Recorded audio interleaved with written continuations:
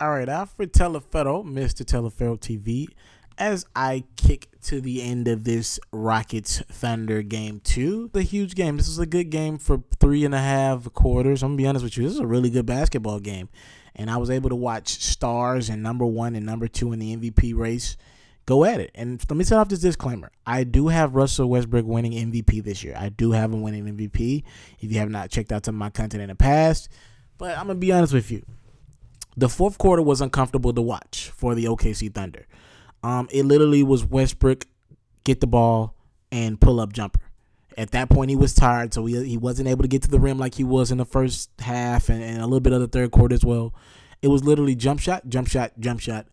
And Westbrook, last time I checked, is not a great jump shot shooter. All right, he's never been a great three-point shooter, and we pretty much seen him shoot mostly jump shots and three-pointers.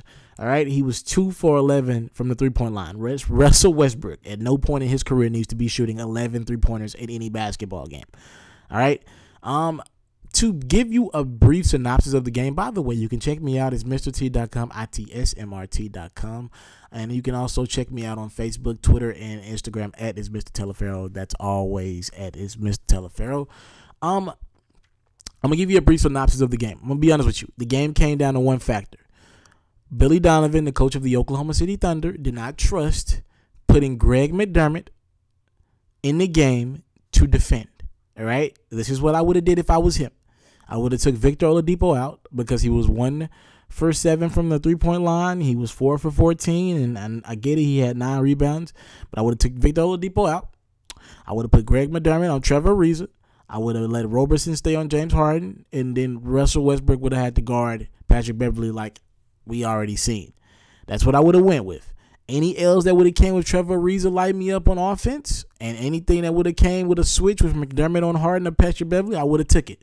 Because what we had to watch was Russell Westbrook go 1-on-5 with an entire Houston Rockets team. All right, this was the Thunder's game to get. You look at the stats. There's not going to be another game where James Harden only makes 7 field goals. James Harden had 35 points on 7 field goals. He was 18 for 20 from the line. So your whole plan of keeping Roberson and Victor Oladipo in the game for defensive purposes, it didn't really do much because despite James Harden struggling from the field, he got to the free throw line 20 times. So you weren't keeping him from the rim. And I watched the game in totality. He was at the rim at will. He just wasn't finishing. So I don't get that whole thing. Your bench play. Listen, man. Eric Gordon and Lou Williams both had it going. They won the game. For me, in all intents and purposes, the Rockets made their run when Harden was on the bench, got the lead with Harden on the bench. Eric Gordon had 22 points. Lou Williams had 21. Are you asking me, can Eric Gordon and Lou Williams go for 22 and 21? They can go for around that. That can happen again. Are you asking me if James Harden's going to struggle and go 7 for 17 again and only make 7 baskets? I find it hard to believe. All right, that was the Thunder's game to get, and honestly, that is a demoralizing defeat, and this could easily have been the Thunder series. That game felt like a game that they had to get, and it felt like a game that they could have won. The Thunder led for most of that basketball game. They just had nobody to go to down the stretch, and I'm not going to give Russell Westbrook all the blame. All right, he has absolutely nothing on the floor when they go with that lineup of Westbrook, Victor Oladipo, Roberson, Adams, and of course Taj Gibson. And I like Taj Gibson, but they also went with Grant mostly down the stretch. But I mean, when Victor Oladipo doesn't want the basketball, there's absolutely nowhere to go offensively. Roberson, I mean, come on, the guy can't shoot. He can defend on Harden, and again, I mean, he did a decent job at best. I'm starting to question Coach Donovan is bringing in McDermott and of course not having a defender. Is it really that bad if you're not going to get a great game from Roberson or Victor Oladipo on the defensive side of the basketball? Because you ain't getting nothing offensively with them two on the court. It's just nothing. Nothing is there.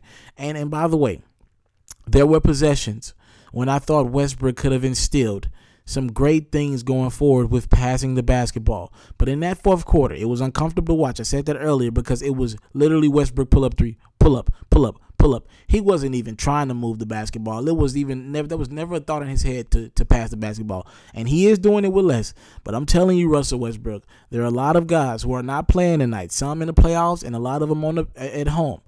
You had the likes of Blake Griffin, who's a free agent this summer. He's probably watching this game. Paul George. free agent this summer. He's probably watching this game. And you think these are some of the names that potentially can come to Oklahoma City this summer. And I'm going to be honest with you, man. Guys around the league respect your game. Guys around the league love what you do. But there are not too many guys that want to play with Russell Westbrook, and that is a fact. That is an absolute fact. So I'm just saying, this is a bad sign when you shoot the basketball 43 times. And we got to give the brother credit. He had 51 points, 10 rebounds, and 13 assists. I would imagine that hasn't been done in quite some time with a 50-point triple-double. We probably have to take it back to the big old days, but in the playoffs. But, I mean, it doesn't translate to wins here. And Russell Westbrook took 43 shots. If you watched the game, I want to know your honest opinion about this game. What did you think about the Thunder's performance? They controlled this game for pretty much three and a half quarters, man. And the bench came in, Lou Williams and Eric Gordon, and they found the rhythm and they lit it up. I don't think there's going to be another game where Ryan Anderson goes 0 for 7. I don't think that's happening again from the three-point line. And I don't think James Harden is going to go 7 for 17 and have, despite having 35 points, only make 7 baskets. So, again, this felt like the worst that the Rockets could play from the starter standpoint, and they still found a way to win this game at home and go up 2-0 in the series. If you watched the game, comment your responses below. Talk to me what you think about the game. Again, I go by the name of Alfred Teleferro, Miss Teleferro TV. I'm trying to do this with all the big games. I'll be back tonight again if this Portland Golden State game is anywhere close to close. All right? Thank y'all so much for the time, love, support.